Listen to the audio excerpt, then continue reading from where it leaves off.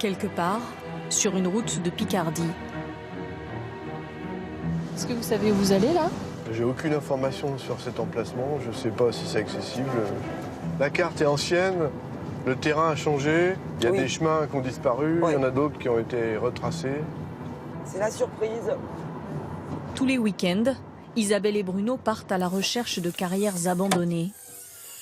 La boussole elle est là-dedans, c'est un tout petit truc mais c'est bien pratique ça, ouais. On a des lampes frontales, voilà, on a le choix. Hein. Une bouteille d'eau, voilà. Leur passion s'appelle l'urbex.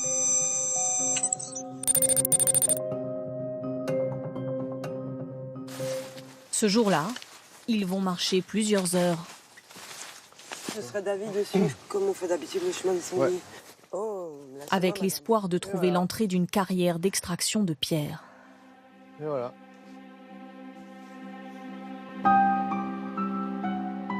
À cause des risques d'éboulement, entrer dans une carrière abandonnée est déconseillé.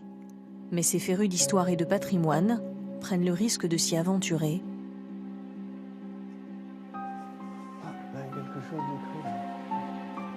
Ressemble à un tableau de carrier, c'est-à-dire qu'il faisait des tableaux de sortie d'extraction. Le cubage était noté. Voilà, et le destinataire aussi. Ça vous émeut, ça, Bruno?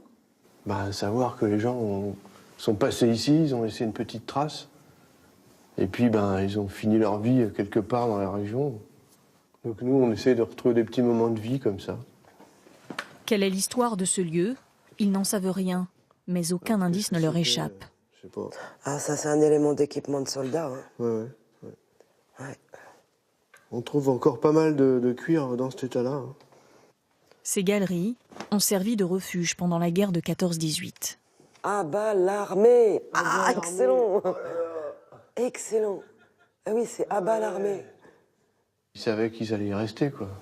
Donc ils écrivaient des petits messages pour qu'un jour quelqu'un les aperçoive. Puis voilà. L'exploration urbaine, c'est capturer des images d'un patrimoine invisible et souvent menacé de disparition. Carrières, mais aussi usines désaffectées, piscines abandonnées, écoles en ruine. Et parfois, c'est un détail dans le paysage qui intrigue. Au loin, 2 tourelles.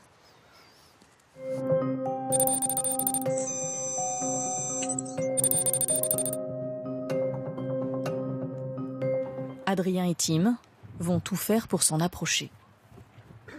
Alors on fait comment là? Là c'est un peu compliqué, on pourrait escalader. Mais escalader le portail, c'est prendre le risque de se faire repérer. Ça peut se tenter. Ils vont donc passer par la rivière.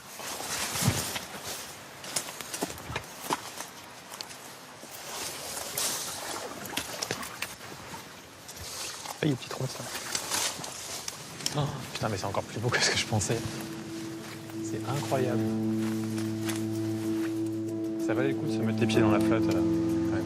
Le bâtiment de style gothique anglais a été ravagé par plusieurs incendies.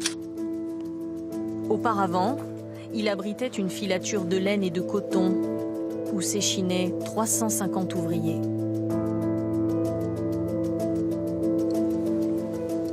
Il y a 50 bouquins sur le château de la Loire, mais il y a 0 bouquin sur tout ça, quoi. Et nous, on est là un peu pour rappeler que voilà, ça existait, on fait des photos, on montre un peu que ce patrimoine existe, quoi. Adrien et Tim savent qu'ils n'ont pas le droit d'être ici. C'est une propriété privée. Ils n'entrent dans un bâtiment que s'ils trouvent une ouverture. Il leur arrive parfois de croiser un gardien, sans trop de problèmes jusqu'à présent. On ne casse rien, on n'abîme rien, donc à partir du moment où on est juste dans un endroit où on n'a pas le droit d'être là, on nous raccompagne dehors et ça s'arrête là. Au bout de la visite, quelques clichés partagés sur Internet, sans aucune indication d'adresse. Un travail de mémoire que certains veulent pousser plus loin. Au château de Lèche, en Seine-et-Marne, nous retrouvons Isabelle et Bruno. Les 2 amateurs de carrière ont découvert cette bâtisse abandonnée il y a 3 ans et ont eu le coup de foudre.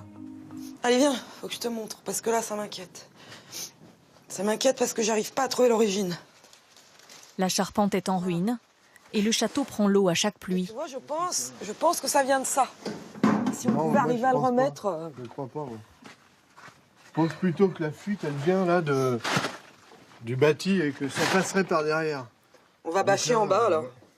Ils ont convaincu le propriétaire de leur confier les clés et avec les moyens du bord, ils colmatent les brèches. Leur exploration urbaine a pris ici un sens tout particulier. Sauver un château du XVIIe siècle en attendant que quelqu'un le rachète. C'est notre vœu le plus cher. Et puis après, à ce moment-là, bah, nous, C'est fini. on s'éclipsera. On s'éclipsera. Quand on sera sauvé, on s'en va. Voilà. Isabelle et Bruno reprendront alors leurs explorations en quête d'autres lieux oubliés.